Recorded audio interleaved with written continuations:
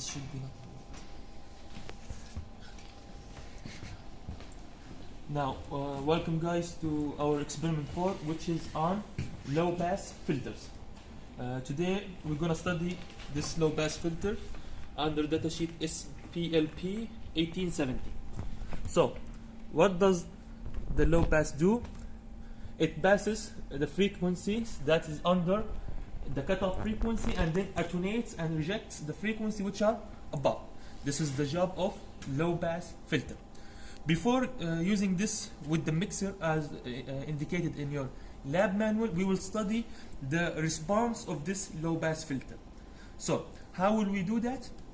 First, we will generate continuous wave signals by the generator and then look at the pulses in the spectrum analyzer without the low pass filter. We will do these for 5 frequency, 1, 2, 3, 4, 5 gigahertz, increment by 1. Okay, we will record the amplitude, we will record the power level without the low pass, and then we will repeat it with the low pass, and we will see what will happen. What do you think will happen? We should have this response where it decays. Imagine, anyone has the lab manual with him?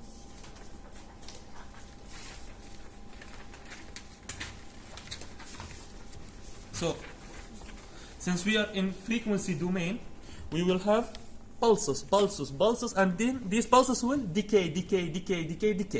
We will see that. Without the low pass filter, what do you think? There is no decaying. All of them will be like up.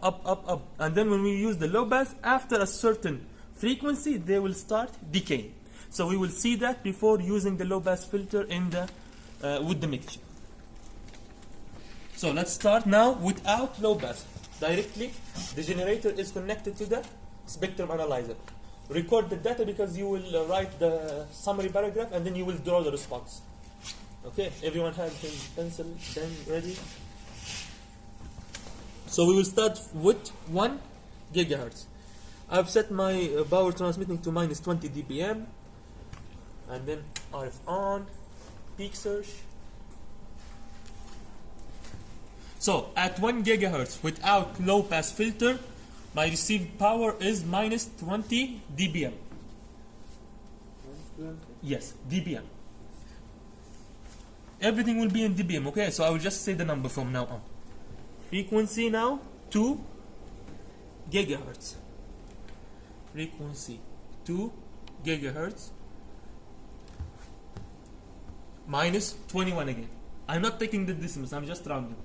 We are just learning the behavior of the low pass. Now, frequency 3 gigahertz, frequency 3 gigahertz.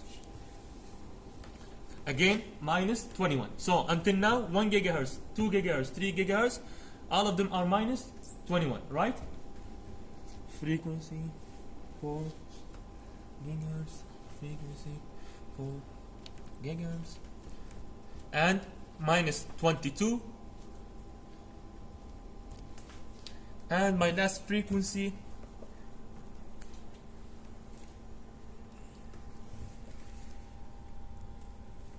(5 gigahertz) minus 23. Okay, now this is what without the low pass filter. We can see that there is almost no variation. If you draw let's draw these pulses, it's almost a straight line. This 1 dB is not big deal, it's just because of increasing the frequency. So it's like straight line. But now when we use the low pass filter, there should be a decay, right? At a certain level. Which this level is what? This is the cutting frequency. Yes, you can. Minus 20 is my transmitting power.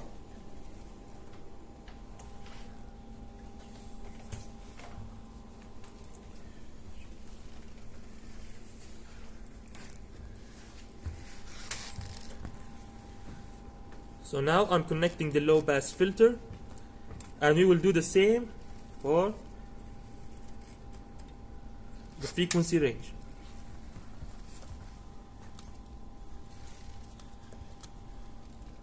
So frequency 1 gigahertz, still minus 21. Now this is after using the low pass filter. minus 21. This is 1 gigahertz.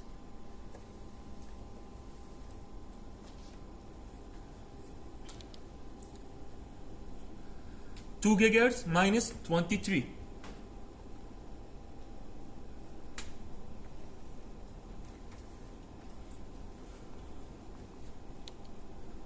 3 gigahertz minus 29.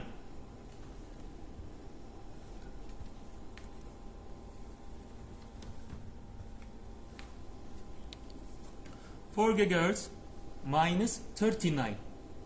Are you seeing what are you observing? There is now a decay. It's happening, right? Not like the case when we did not use the low pass filter.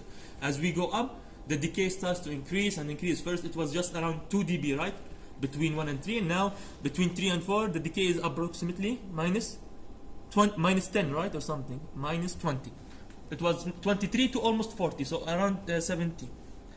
And now 5 gigahertz frequency, 5 gigahertz. The last one is minus 53. Without the low pass it was minus 23, right? So the low pass attenuated the signal by approximately 20 dB. Around what? Around 5 gigahertz. When you look at the data sheet of this low pass filter, you can see that it's written like around 3 gigahertz. It attenuates approximately around 10 dB, and at 5 gigahertz it approximately attenuates the signal by 20 dB. Can you check 5 gigahertz now? Is it almost 20 dB attenuation? Is it compared with the no low pass with the low pass? It was minus 23, right? And now it's minus 53, so it's approximately 30. Sorry, it was 30. And for the 3 dB, it's approximately what? 8. So we are in the range of around minus 10 dB attenuation, as indicated in the data sheet of this low pass filter. So now, after the experiment, you will write your observation in a paragraph explaining what you have learned, and you will draw these pulses as a response without the low pass and with the low pass. So from these pulses we can see the response, right? Because now they are like that and then they are decaying and decaying, so you get the graph. Try to approximate the cutting frequency and then check in the data sheet whether you got it correct or not. We will check together. I mean, you will first try to estimate what is the cutting frequency, and then we will see was your estimation correct or not. Okay, so low pass filter logic is clear now. Where do we use low pass filters? Usually, as indicated in the lab manual, at the receiver side after which? After a mixer. Exactly. After the mixer. Why? To reduce the harmonics. So let's go to the radar system now. Okay. Now, what did we say last experiment? First, we have to do all the connections of the components before turning the DC and the tuning voltage. So I've done the connections where we have the DC here and the tuning voltage grounds. Output is going to the mixer. Why? To down convert the signal, right? And then we will see the down converted signal in the spectrum analyzer. This is like experiment 2. Nothing new at this point. Okay, so by the way, before down conversion, the VCO used to transmit the signal, the wideband, from 4.7, 4.2 to 4.7. So I'm going to down convert it using 4 gigahertz, like in experiment 2, and we will see it will around 270 megahertz. So DC is on. First DC. After that,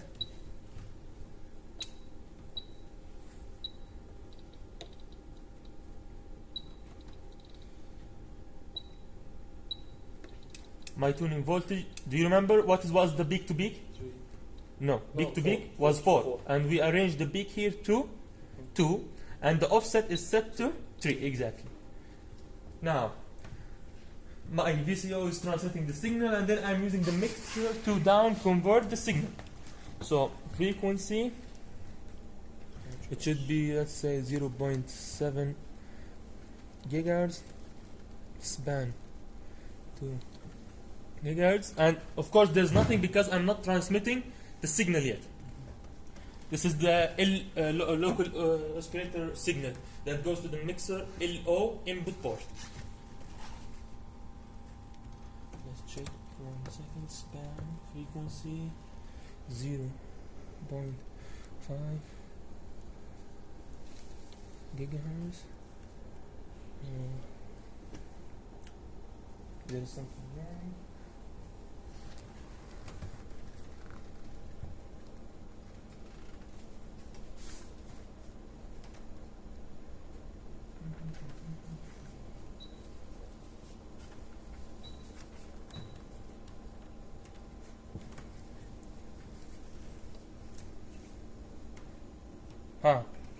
This one. We did not set it to 4. This should be 4 gigahertz, right? Because we are subtracting 4 gigahertz. Is it 4 now? And the amplitude is 0. Now, where's the peak surge? Here. So this is my down converted signal, right? Before it used to be between 4.2 to 4.7 gigahertz. Now I give 4 gigahertz to be subtracted from it, so we got it in the range between 270 and 700 megahertz. Now, what do you see here? We see that this is my desired down converted signal. But we see here, these are known as what? The harmonics. Why? Because in the mixer, remember the formula of the mixer, it's the upper frequency minus the lower frequency. Focus on this. What was the down converted frequency? Is upper bound minus the lower frequency, right? It was the upper frequency minus the lower frequency. Here there are some integers constant, let's say m and n. Okay, m and n. When these two m and n are equal to 1, then we get exactly our desired down converted signal, which means here.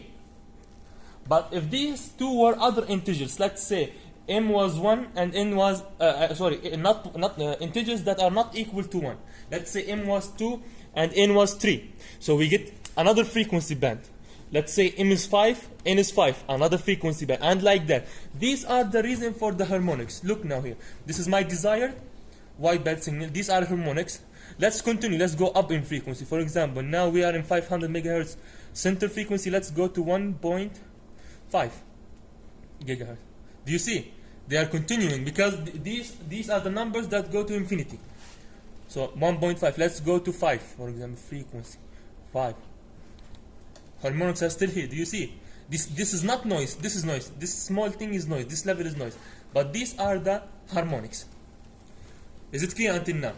Now let's check the power level of these harmonics. Let's start with checking at 1 gigahertz, for example.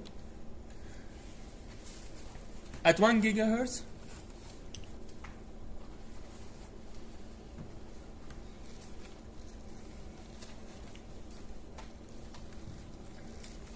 it's around minus 60.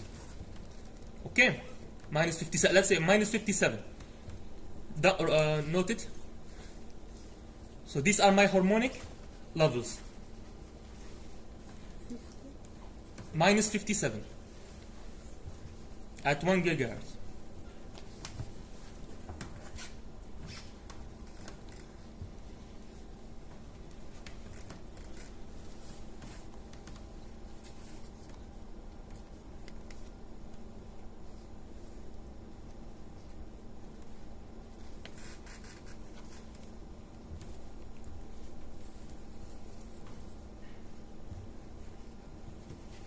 Again, around minus 55 in 2 gigahertz. Okay. And let's take one more just in the above frequency, 5 gigahertz. Also, let's take 3 first. 3 gigahertz.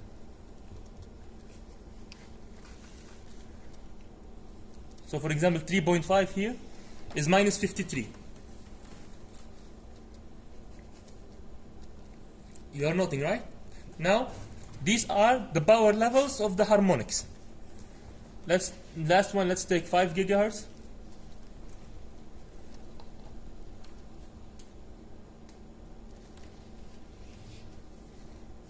Minus 59. Now, this is without the low pass filter. 59. Frequency. Let's go back to my initial one. Now, these values are what? Without the low pass filter. What do you think now when we will introduce the low pass filter to the output of the mixer? What will happen? Exactly. The harmonics will decay according to the response that we have measured in the previous step. In step 1. At 3 gigahertz, there was like approximately 8 dB attenuation, and in 5, there was around minus 20. So at minus 5 gigahertz, the harmonics will almost vanish. We will only see the noise level. This is the use of the low pass filter. And of course, according to your application, you can choose whatever low pass filter is most suitable for you. Would you like to attenuate the signal above 5 gigahertz? Would you like to attenuate the signal above 3 gigahertz? So, according to your application, you can choose the low pass filter. Let's check now.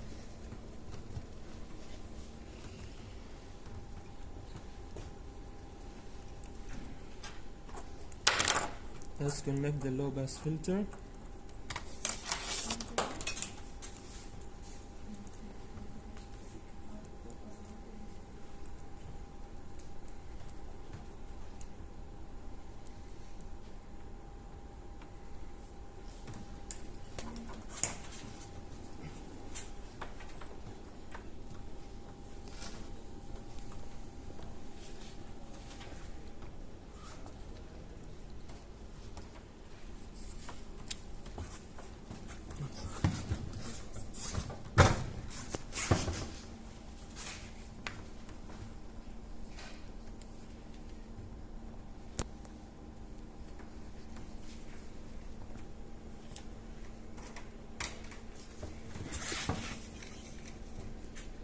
Okay, so now, what was the harmonic level at 1 gig? The first one we measured was 1 gigahertz, right? Yes.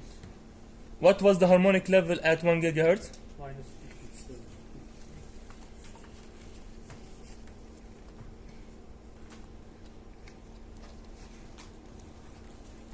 It was minus, 57. and here it's still minus 57, 58. Is it expected? Yeah, because when we measured the response, nothing happened at 1 gigahertz, right? The decrease, the attenuation started around approximately 3 gigahertz. So let's check what was 3 gigahertz in the previous step. We measured 3.5 years. 3.5. Okay, what was 3.5? Minus 53. Exactly, okay. So here we see minus, it's moving up and down, approximately minus 67. Did you see the attenuation happening now? The harmonics are decreasing as the frequency gets up in the frequency band. So around 5, it was my attenuation was approximately 20 dB in the response when we measured it without the mixer, just the low pass filter, right? So here, what did we measure the harmonic level without the low pass filter at 5 gigahertz? 59. Minus 59. So if we add 20 more, decrease it 20, so it will be approximately minus 70, right? 79, which minus 80, and the noise level of the device starts at minus 70. So the harmonics are like attenuated until they have reached the noise level. At what? At 5 gigahertz. Let's check. Now at 5 gigahertz, do you see? Before 5, for example, there are some harmonics still here. Look at this one. There are some harmonics here. And now when we are in 5, it's in the noise level now.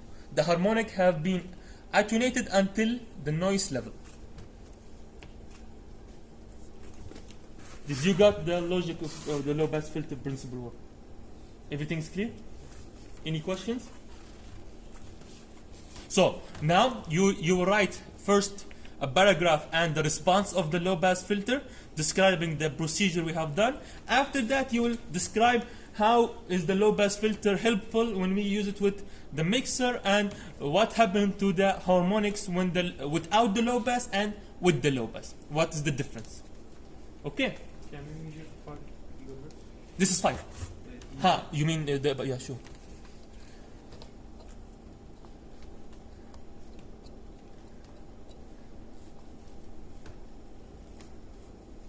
Minus 71, 72. Also, this is the noise level of the device at this spec.